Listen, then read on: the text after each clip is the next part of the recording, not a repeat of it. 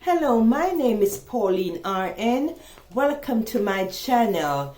Today the title of my video is Isolation Precautions, Questions and Answers taken directly from RN Nclex examinations. Please hit the thumbs up button. Please subscribe to my channel and please share these videos with your friends. My first question, what is SARS? S-A-R-S. What does it stand for? Correct answer, Severe Acute Respiratory Syndrome is the correct answer.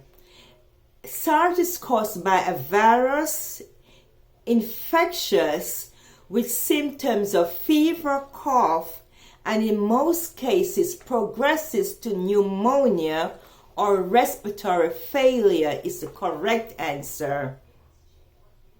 My next question, what are your airborne diseases precaution?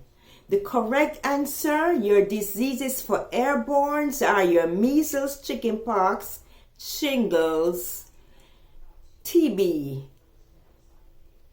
For airborne isolation, all patients should be in a private room. The signs should be on the outside of the door. TB patient with airborne should be in a negative pressure room. All staff should wear N95 masks. And this is the isolation room, gown, gloves, masks. Proper hand washing for isolation patients, gloves, goggles, masks if needed. Sometimes these patients are coughing, these TB patients. They may have elevated temperature and they will have coughing. The next one, what are your droplet precautions, isolation? The answer is these patients for droplet precaution, we should have these patients in a private room. We should wear mask, gown, gloves, goggles. Examples of droplet precaution diseases, influenza, diphtheria, epiglottitis, mumps, parvovirus, rubella, German measles, coughing, sneezing, mask, social distances, please, signs on doors, private rooms. Our next question, which are our contact isolation patients? Precautions, correct answer, these patients who are on enteric precaution. These patients are having a lot of diarrhea. For example, your C. diff patients. Wear masks, goggles, PRN, wash hands with running water for C. diff patients. After removing gloves, we need the signs on the doors. You may have to wear goggles when changing them because they have a lot of loose stools for C. diff patients. C. diff patients, we do not give them any anti-diarrhea medications.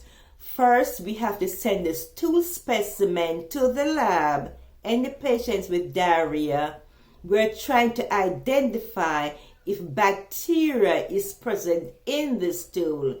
If no bacteria is present in the stool, we will give them antibacterial medication, which could be Imodium. But if we identify the bacteria that's in the stool, the doctor will order antibiotics, for example, the C. diff patients. Okay, signs should be on the door for contact isolation for healthcare workers, families, visitors. Sometimes when patients have C. diff, we will insert a rectal bag to contain the stools of these patients. Questions, Next question, what would be your precautions for wound infections? Correct answer, precaution for wound infections like skin infections are lice, scabies, chickenpox, shingles. These patients are on contact isolation. These patients should be in private room. We also can have MRSA that's identified in wounds. So make sure you have your gown, your gloves, your goggles, perfect hand washing, private room sign on the door.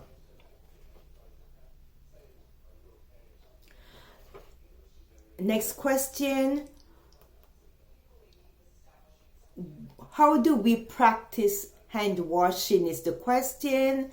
And the answer, we should practice hand washing after touching bed rails, computers, doorknobs, after changing linens, before and after feeding patients, after bathing patients, after using blood pressure machines and equipment.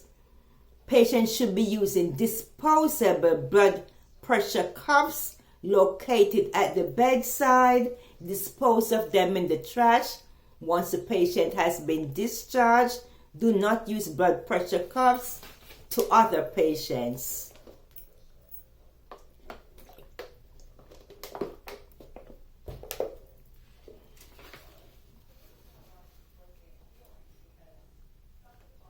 For standard precaution, the question is talking about thermometers. And the answer is standard precautions using thermometers. The answer is when you're using thermometers, we should use disposable thermometers on patients. If there are no disposable thermometers, patients should, especially the patients on isolation, should have their own thermometers at the bedside, disinfect them after each use, and dispose of them on discharge. So we use disposable thermometer covers. Next question, how do we prevent needle stick? Do not recap. Dispose of needles in disposable bins provided. Next question, how do we provide hepatitis B? Answer is clean equipment in patients' rooms, clean bloody IV pumps and poles, clean bloody spills, body fluids, clean them up. Clean and disinfect vomiters. Anything that spills on the floor, disinfect the floor. Use disinfectant, bleach. Wash hands, prevent hepatitis B. We spoke about body fluids. Next question. Consideration for standard precaution. Correct answer is cough in sleeves. Encourage patient also to cough in sleeves. This is standard precaution. Cough in sleeves. Patient with a cough, if they are on droplet precaution, make sure you have a sign on the door. Wear your mask for coughs, whether they have an infection or not. Diagnose.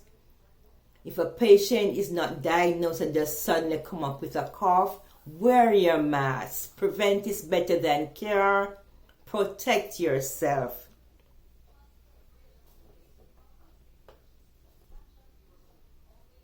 Next question. What are nasocromial infections?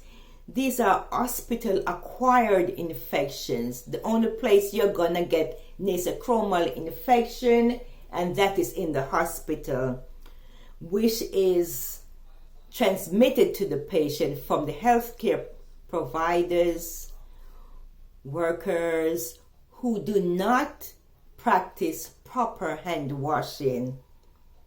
C. diff, hospital-acquired infection. C. diff. VRE.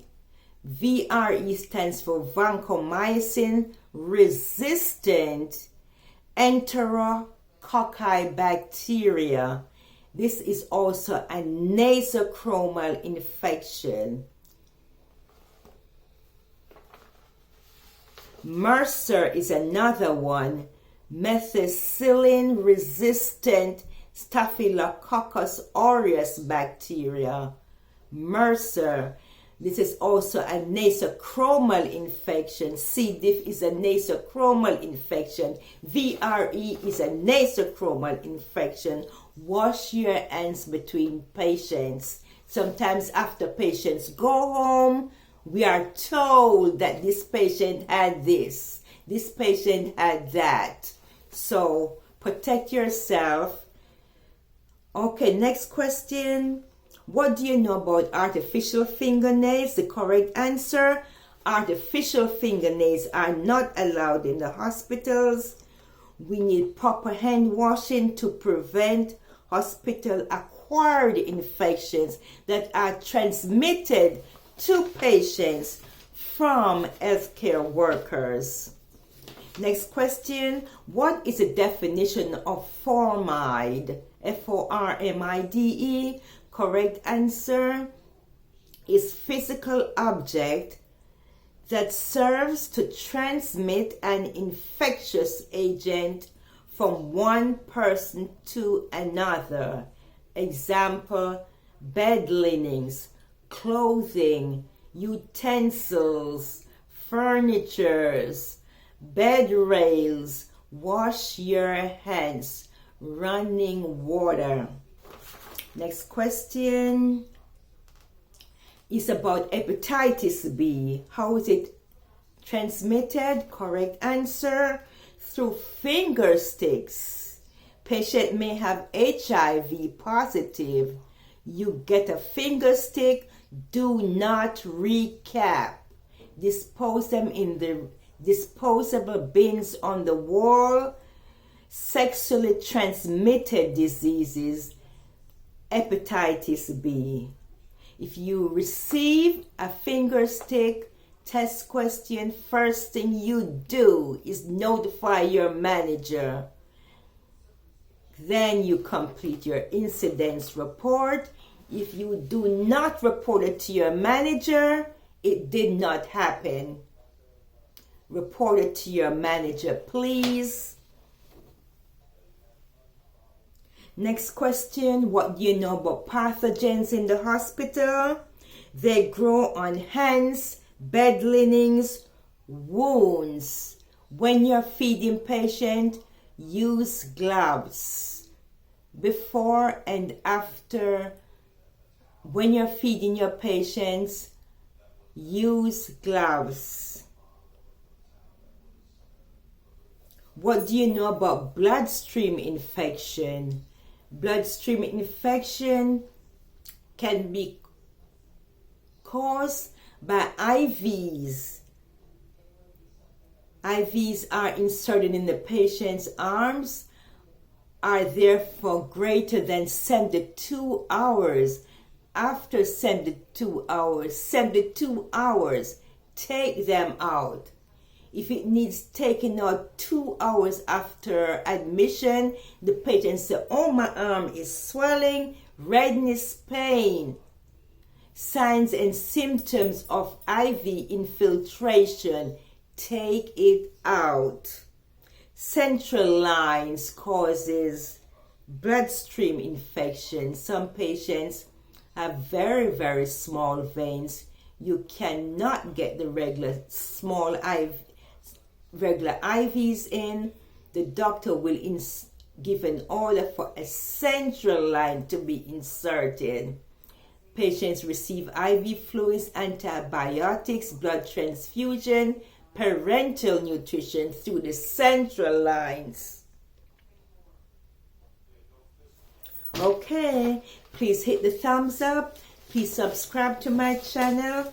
Please introduce your friends to my channel. Thank you. Have a good day. My next video will be on sensory stimulation, then skin integrity. We're getting there. Thank you. Have a good evening.